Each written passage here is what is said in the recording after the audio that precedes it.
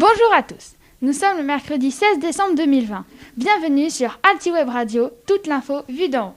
Je suis Diane et je vais vous présenter la deuxième émission de l'année.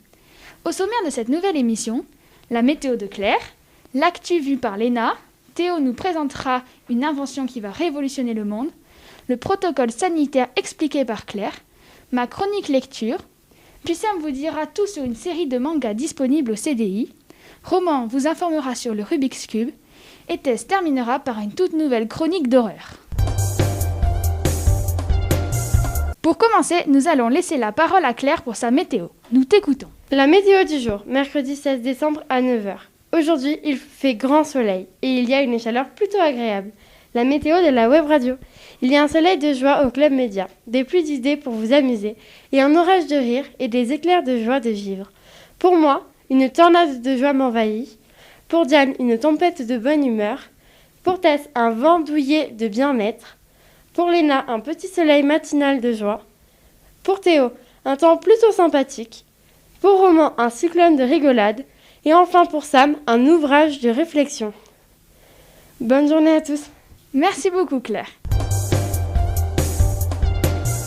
Maintenant, Léna va nous parler du Corona Noël. À toi, j'ai trop hâte de savoir ce que c'est. Ah, Noël! On a tous de bons souvenirs de cette fête, la dinde, le foie gras et tous ces bons plats. Mais cette année, tout va changer. Bien sûr, on pourra être avec notre famille, mais on ne pourra pas être plus de 6 adultes, sans compter les enfants de moins de 12 ans. Ce qui est très décevant pour tous ceux qui ont une grande famille. Donc parlons plus en détail de ce virus qui peut nous gâcher Noël.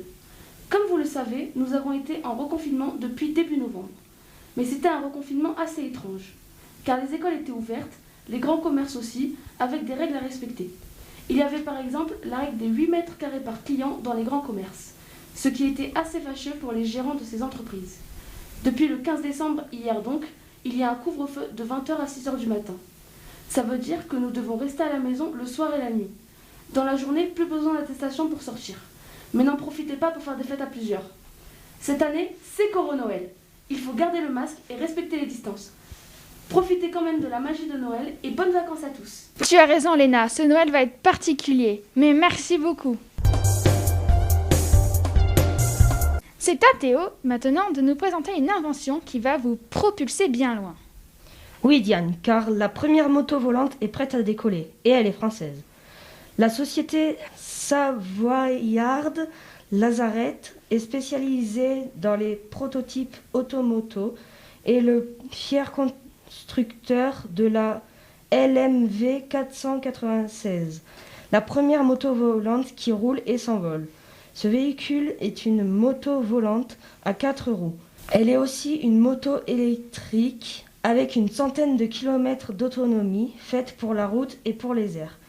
Elle peut devenir un drone. Pour décoller, il suffit d'être à l'arrêt sur un terrain plat et d'appuyer sur un bouton pour convertir l'engin en drone ou quadricoptère. Après l'avoir fait, les 4 roues ouvrent les bras et passent en position horizontale. Dotée de turbines d'une puissance de 1300 chevaux, mise en marche par un moteur thermique. La moto est légère, pas trop quand même, car elle pèse 140 kg et peut passer une dizaine de minutes en vol. 5 prototypes de LMV 496 sont d'ores et déjà construits et en vente au prix de 496 000 €. Mais avant de sortir son chéquier, 2 conditions seront toutefois requises. Avoir le permis A et aussi une licence de pilote du LM. Merci beaucoup Théo. Revenons maintenant avec Claire pour qu'elle nous parle du protocole sanitaire.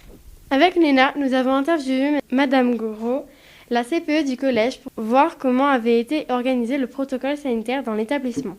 Nous vous laissons avec l'interview et nous revenons juste après. Bonjour, je suis Léna et je fais partie du Club Média. Bonjour, je m'appelle Claire et je fais aussi partie du Club Média. Quel est votre rôle dans l'établissement? Bonjour Claire, bonjour Léna. Comme vous le savez, je suis Madame Gros, conseillère principale d'éducation, et mon rôle au sein de l'établissement, il est avant tout de gérer les flux des élèves et puis de m'occuper donc du suivi des élèves dans l'établissement. Comment avez-vous mis en place le protocole sanitaire? Le protocole sanitaire a été mis en place suite aux demandes donc de notre ministre de l'Éducation nationale, et il a été décliné de manière plus ou moins différentes selon les établissements, mais bien entendu en fonction des obligations qui nous sont données. Est-ce que c'est vous qui avez instauré le protocole sanitaire ou vous avez reçu des instructions à respecter? Alors, ce n'est pas nous qui l'avons instauré à proprement parler, nous l'organisons, c'est le chef d'établissement qui reçoit les consignes du recteur et qui met en place ce protocole sanitaire. Il demande ensuite donc aux divers services de l'établissement d'organiser la mise en place de ce protocole. Par exemple, au niveau du SELF pour la gestion, en concertation avec les CPE. Par exemple, vous savez tous que le masque est obligatoire. Ça, c'est pas très difficile à appliquer. Est-ce que ça a été compliqué de respecter le protocole sanitaire? Ah, ça c'est une bonne question que je vais pouvoir vous retourner après. Pour moi, ça n'est pas difficile de respecter le protocole sanitaire. C'est quelque chose qui est assez simple, c'est contraignant, ça n'est pas tous les jours agréable, mais par contre, c'est facile à respecter. Merci beaucoup à Madame Gros d'avoir répondu à nos questions. Merci pour cet éclairage, Claire. Sans jeu de mots, Claire, éclairage, j'espère que vous aurez compris. C'est maintenant à mon tour de vous présenter ma chronique littéraire. Je vais vous donner 3 suggestions de livres qui peuvent vous plaire. La première est Un sac de billes, un livre de Joseph Joffo. C'est une autobiographie qui raconte l'aventure de 2 frères, les frères Joffo, pendant la Seconde Guerre mondiale. 2 enfants juifs partent de chez eux pour se débrouiller seuls à travers les champs et les villes. Ce livre est captivant et on s'attache très bien aux personnages. Ma deuxième suggestion, c'est un livre sous forme de pièce de théâtre, Cendrillon, écrit par Joël Pomera. C'est un magnifique remix de Cendrillon avec des personnages qui respectent absolument leurs traits de caractère. Ce livre se lit très rapidement, est drôle et touchant, à lire absolument.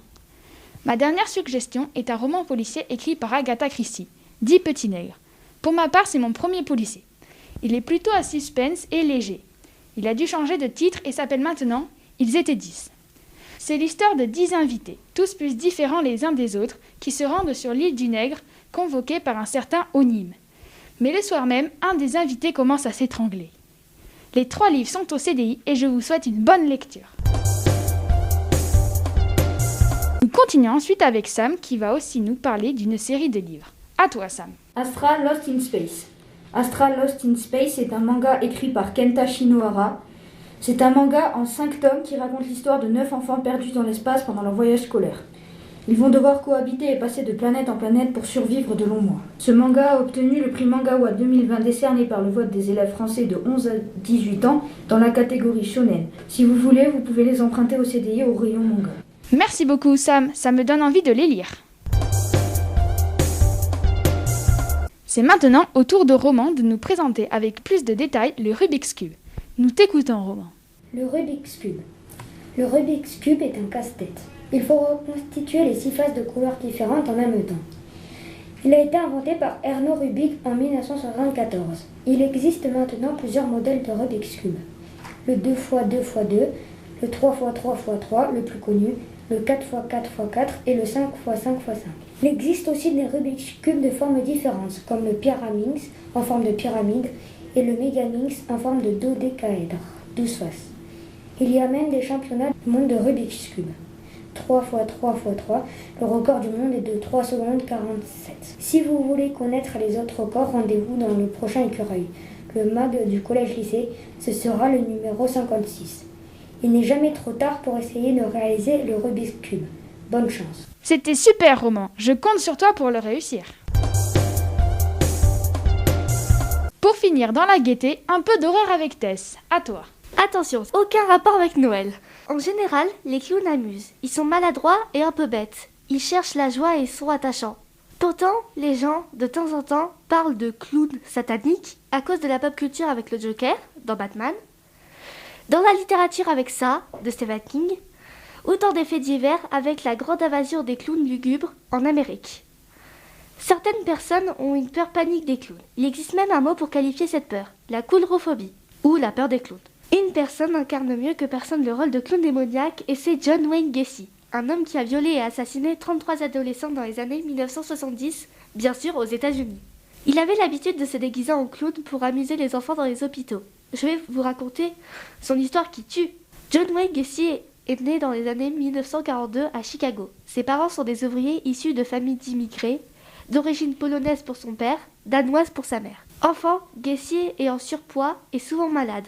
Il est proche de sa mère mais doit subir les humiliations de son père, homme alcoolique et violent, envers sa femme et ses enfants. À l'âge de 9 ans, il est violé par un voisin, ami de la famille mais n'ose pas révéler ses abus sexuels. Il quitte le lycée à 17 ans et part pour Las Vegas, où il devient concierge dans un salon funéraire, une morgue, y découvrant sa fascination pour les cadavres. Il commet son premier meurtre en clown le 1er janvier 1972 et commence à recruter ses principales victimes dans son entourage, en proposant des petits boulots aux jeunes de son quartier. La plupart de ses victimes font d'ailleurs partie de ses employés.